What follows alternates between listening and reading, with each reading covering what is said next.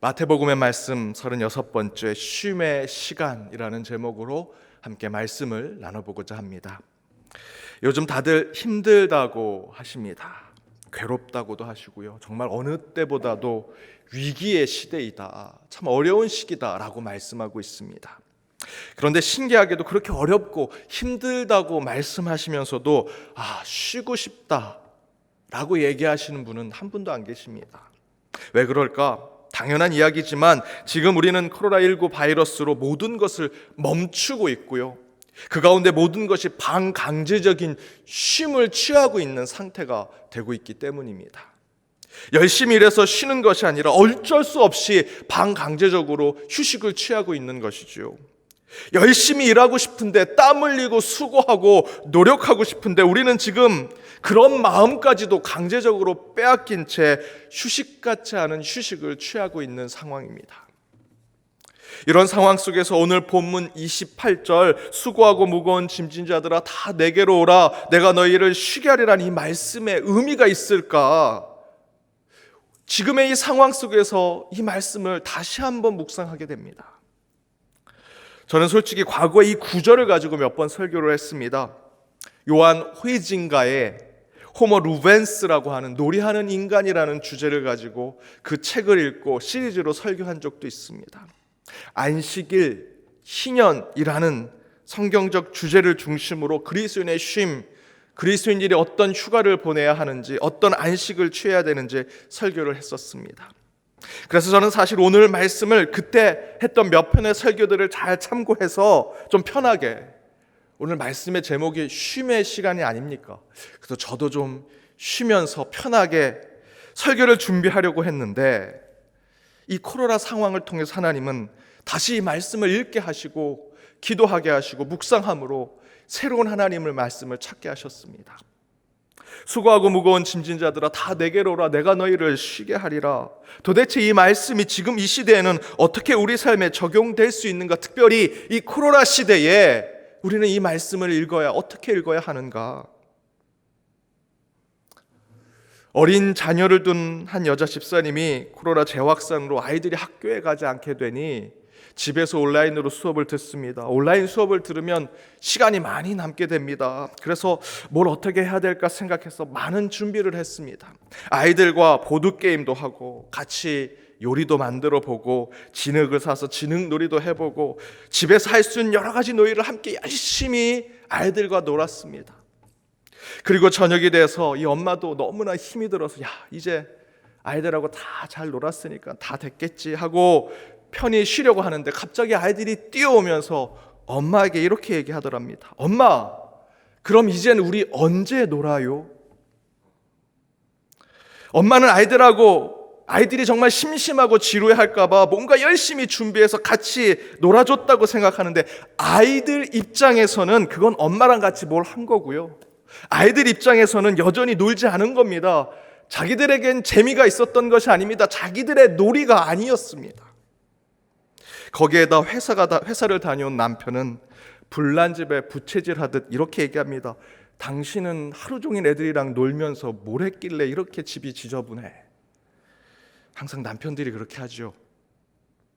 코로나 때문에 밖에도 나가지 못해 집안에 있는 것 자체가 곤욕인 그 아이들은 집안에서 뭘 하고 놀며 즐기는 것이 그 엄마 입장에서는 놀아주는 것이고 노는 것이라 생각했는데 아이들은 그렇게 생각한 것이 아닙니다. 아이들의 입장에서 노는 것은 밖에 나가서 뛰어놀고 소리도 지르고 미끄럼틀에 올라갔다 내려갔다 모래도 만지고 지저분한 옷이 되어야 노는 것이지요. 그런데 특별히 우리 여자 성도님들이 애들이 학교에 안 가니까 이 코로나 때문에 항상 집에 있으니까 선생님 역할, 양호 선생님 역할, 급식 영양사 역할에 엄마 역할까지 코로나 때문에 1인 사역, 1인 5역을 하는 그런 성도님들이 너무 많이 계십니다. 저희들의 관계가 이 코로나 때문에 꼬이고 또 꼬이고 이 악순환이 계속해서 반복되고 있는 것 같은 모습을 보게 됩니다.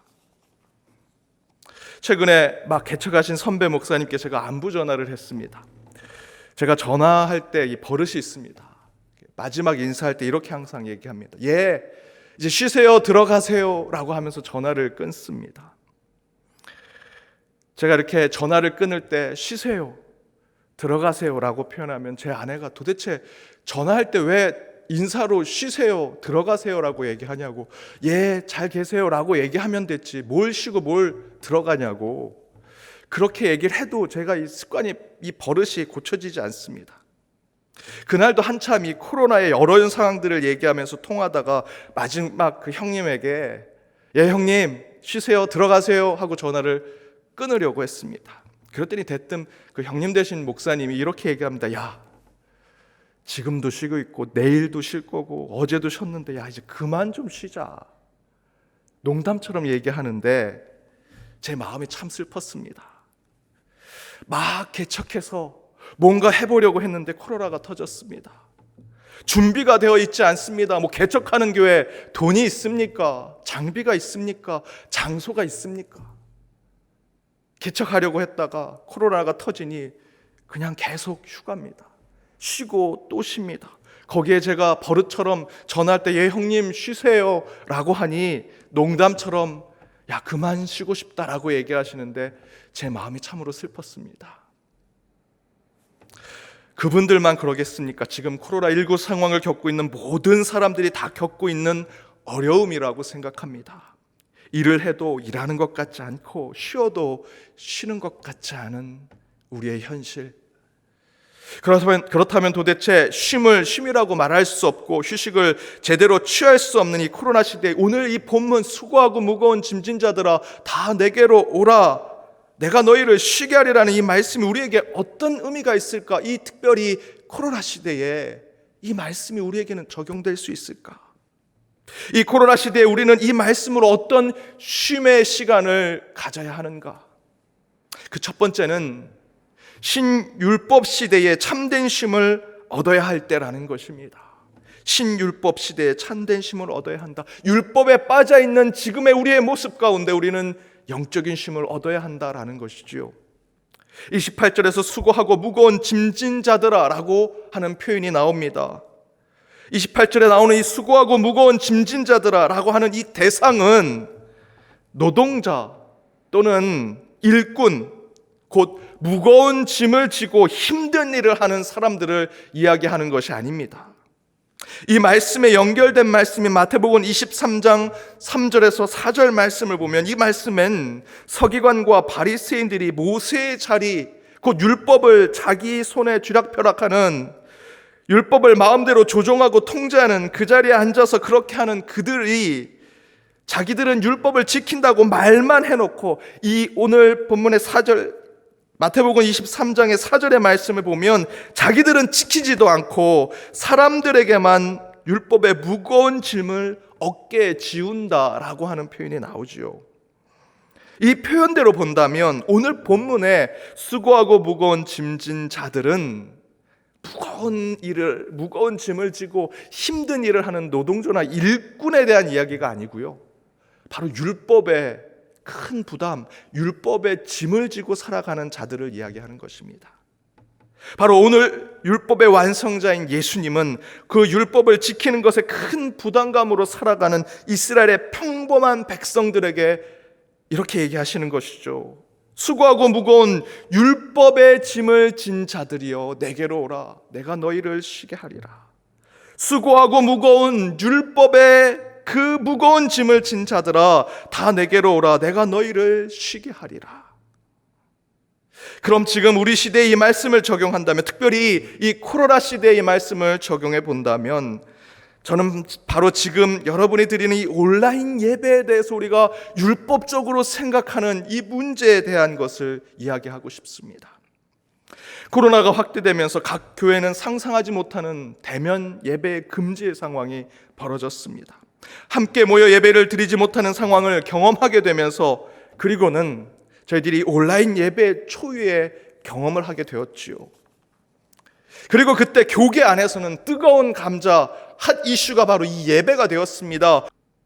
컴퓨터를 좀 다루시는 성도님은 온라인으로 지금 예배를 드리시지만 상당히 많은 성도님들이 컴퓨터, 스마트폰을 다루지 못해서 지금 이 온라인 예배도 드리지 못하는 성도님들이 우리 연동교회도 꽤 많으십니다.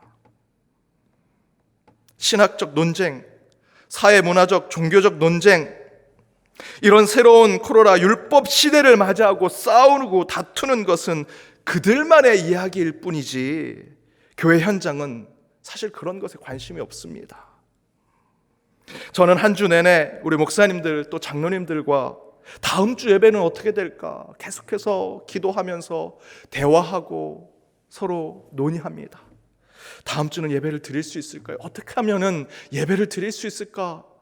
지금 이 온라인으로 예배 드리지 못하는 성도님들이 계시니 그분들 한 분이라도 올 수 있는 상황을 만들어 보려고 계속해서 논의하고 대화하고 고민합니다.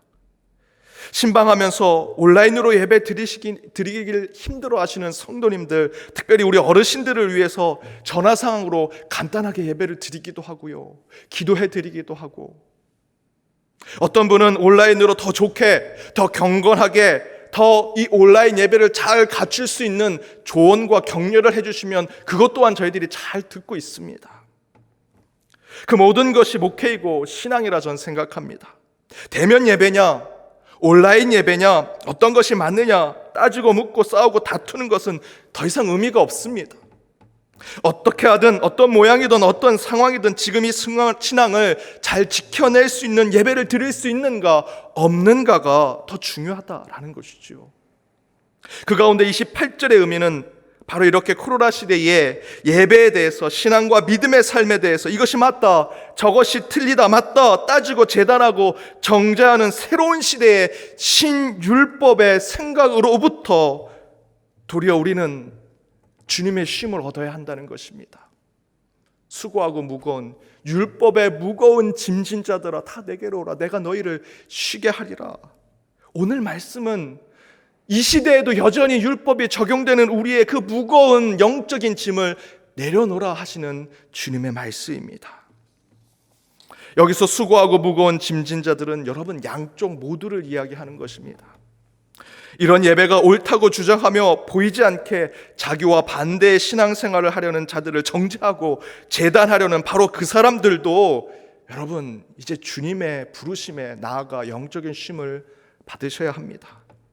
또한 그런 정죄와 평가로 무거운 마음을 가지고 있는 분들, 제가 어르신들 전화했는데 온라인으로 예배를 못 드려서 3개월, 4개월 동안 저희들이 대면 예배 안 드리면 예배를 아예 못 드리신대요. 그런 분들은 그냥 기도 한번 하고 성경 한 절 읽고 예수님 사진 하나 보고 기도하는 게 그분들의 일주일의 유일한 예배입니다.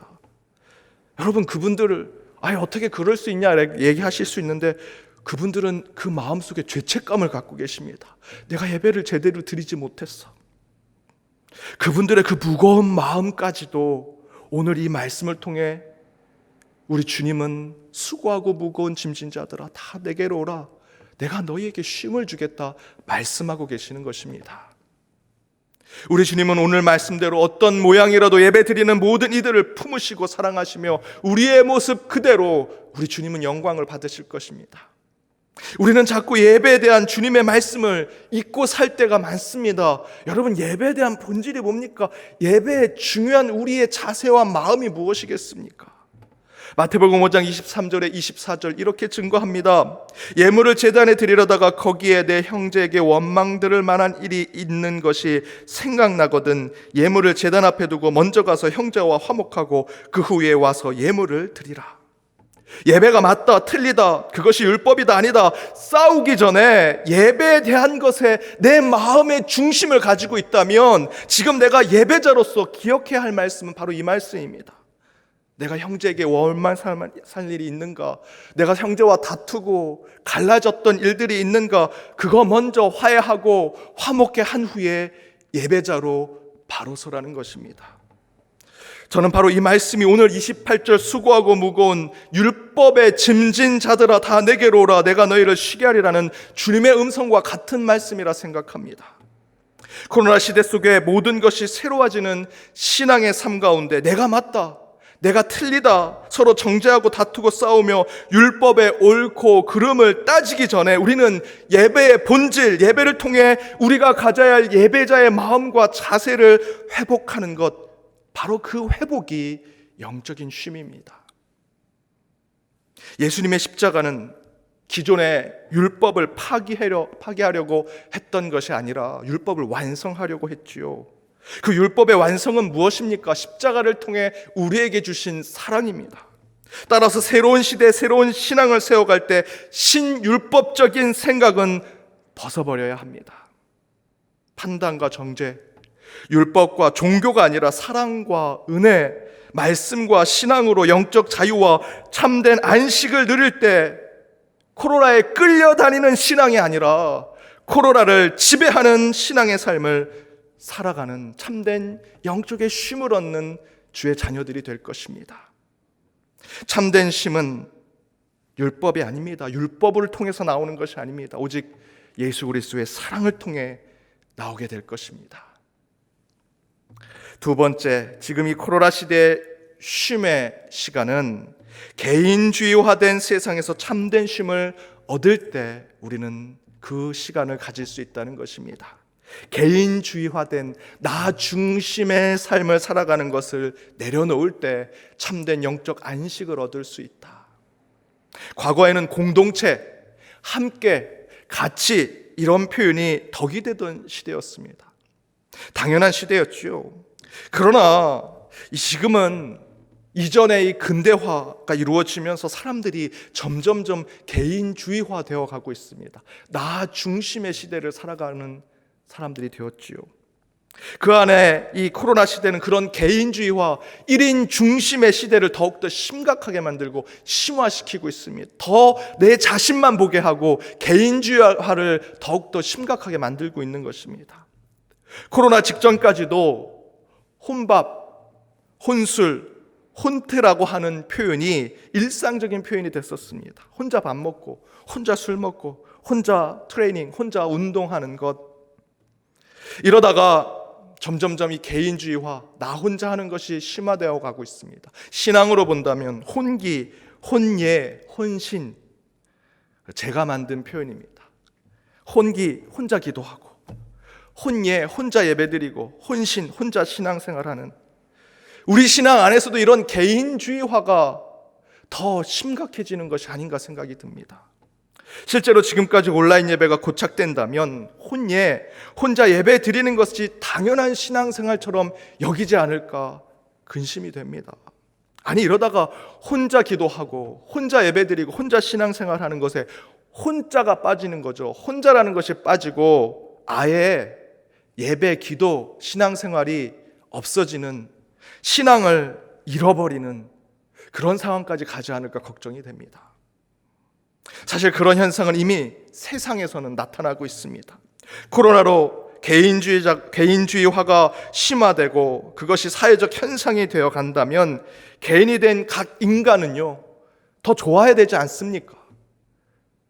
어차피 개인주의화 되어가고 혼자 살아가는 것을 즐기는 시대가 됐으면 이 코로나 시대에 더 개인주의화가 심화되어 간다면 야, 너무 좋다, 나 혼자 살게 됐으니 기쁘다 라고 해야 되는데 어떻게 되고 있습니까? 개인주의화가 점점점 심화되고 그것이 좋다라고 생각하는 시대가 되었고 그것을 더 강화하는 코로나 시대가 되었는데 오히려 사람들은 더 우울하게 되었다는 것입니다. 그래서 여러분, 교회는요, 다시 모여야 합니다. 다시 교회는 식탁의 공동체로 함께 뜨거운 만남을 이루어야 합니다. 구역 모임은 더 활발하게 이루어져야 하고 당연히 예배는 이전보다 더 뜨겁고 열정적으로 예배를 드리는 것으로 저희는 회복되어야 합니다. 저는 바로 이런 함께하고 같이하며 공동체성을 회복하는 것이 오늘 본문의 28절의 말씀이라 믿습니다. 28절에서 수고하고 무거운 짐진 자들아 다 내게 오라 내가 쉬게 하리라는 이 말씀 이후에 29절에서 예수님은 나는 마음이 온유하고 겸손하다라고 말씀하시지요.